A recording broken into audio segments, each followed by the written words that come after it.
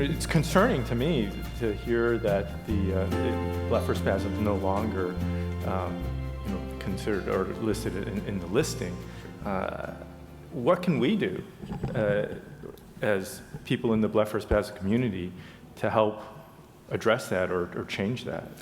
Well, D goes back to an advocacy day there in D.C. We could maybe start putting a little more pressure on the congressman and so forth. There's a panel that deals with all this. They have all these subcommittees back there in D.C. And I need to tie down the root cause of why it disappeared in the first place.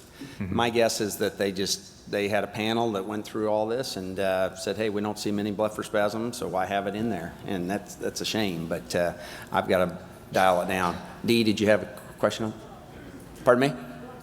Okay, that's fine. Can one apply for Social Security disability if they're over 65?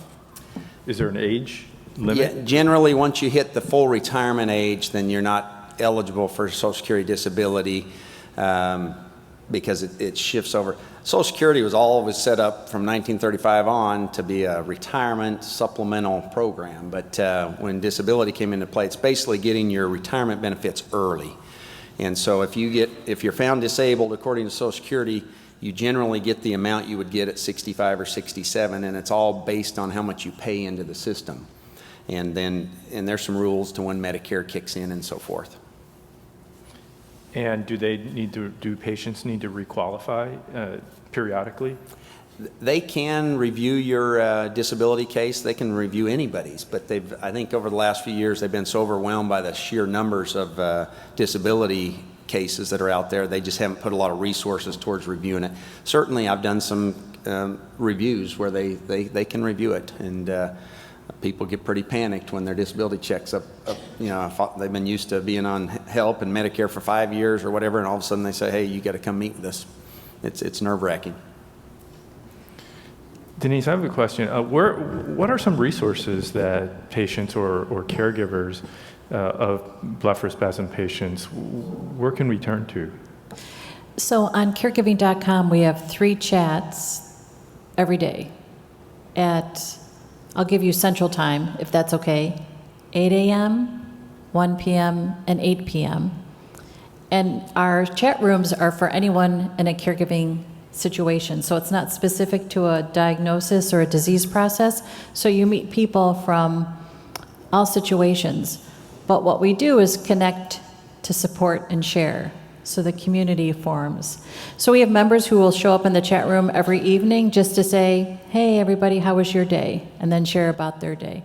So there's other websites that you can go to as well that have online support groups, because sometimes it feels like it's hard to get out. So if you can go online, it feels a little easier to stay connected to resources. If you are caring for a family member who's over 62, you can check with your local area agency on aging about support groups. That local area agency on aging also has funds for respite. So if you need to take a break, you can tap into those resources. And you can search for yours at eldercare.gov. So every county in the United States has federal and state funding to help family caregivers. So your local area agency on aging is also a resource for you.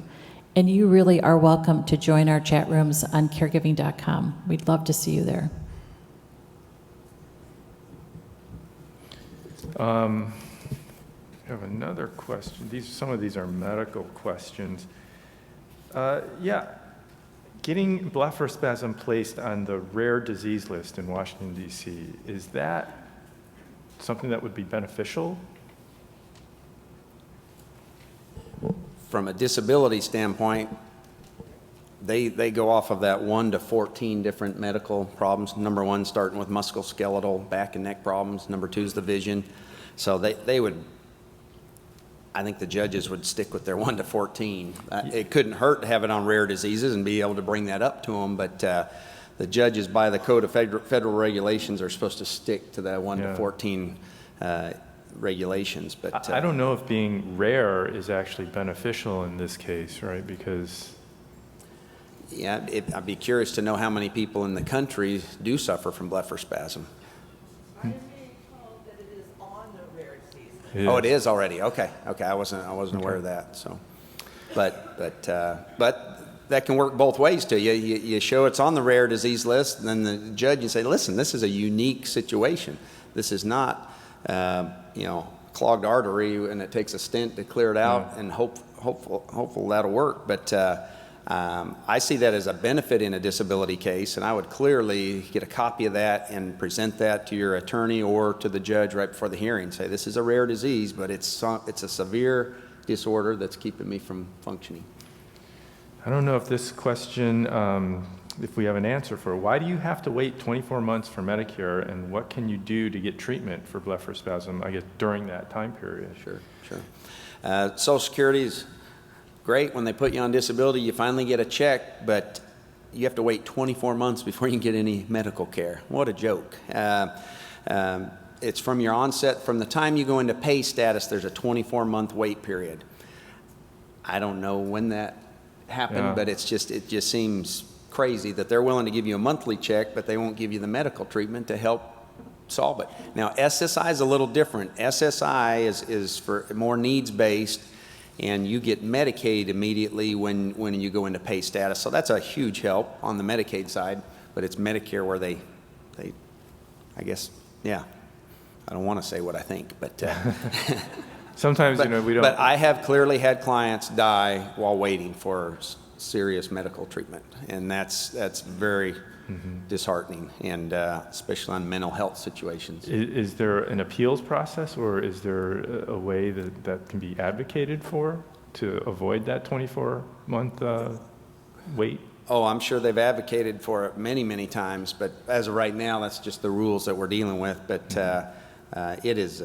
it's a shame, in my opinion, for the system to be willing to pay someone monthly benefits and then not get them any medical treatment.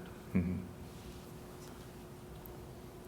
Are there some diseases that, I don't know how to ask this question right, so bear with me.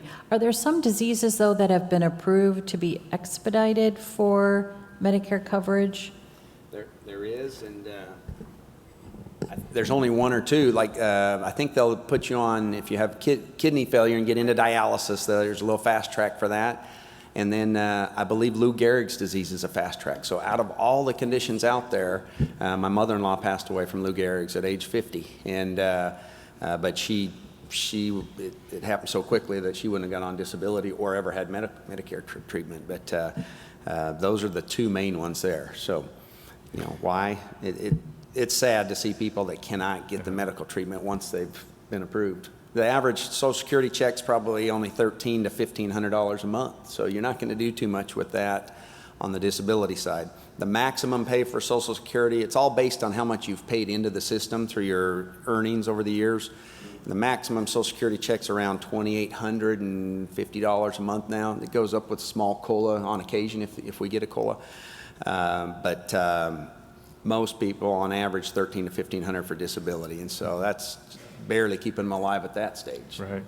Let me finish with this last question here, and I guess this goes to sort of the process. Is there a Supreme Court for appeals? I guess if you're denied when you go up in front of the federal judge there, what happens? What are some what's your recourse after that? If you get denied by a Social Security judge, you can file an appeal to the Appeals Council in Falls Church, Virginia. They're pretty much a rubber stamp no. Maybe 10 to 15% of those cases come back, even if you write a good brief and write all this stuff in there. If it gets denied there, you can file a federal court case in the U.S. District Court to fight that. Some judges will deal with them, others won't. But you can have a magistrate or a federal court judge who will listen to that appeal. Here's the catch. It gets remanded back. Guess who you go back in front of? The same judge that just denied you. So that is a shame there, too. But if I know I've got a judge that's approved 5 to 10% of the cases, the chance of him changing his mind, even with a federal court judge breathing down his neck, sometimes we will tell the people, let's just file a new claim and hope we get a better judge. And that happens probably 8 out of 10 times if you got one of those knucklehead judges that just doesn't see it the same way you do. Well, thank you both for coming to the symposium and giving us some great information. valuable information that we're probably not quite as familiar with. So I think we'll go ahead and break now for lunch, and we'll reconvene afterwards.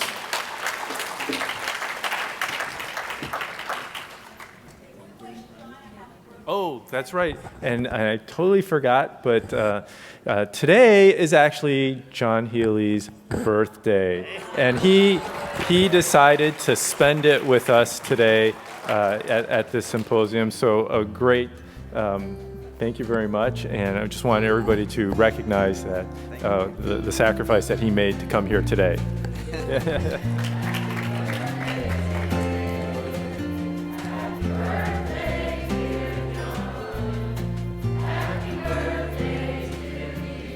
Thank you.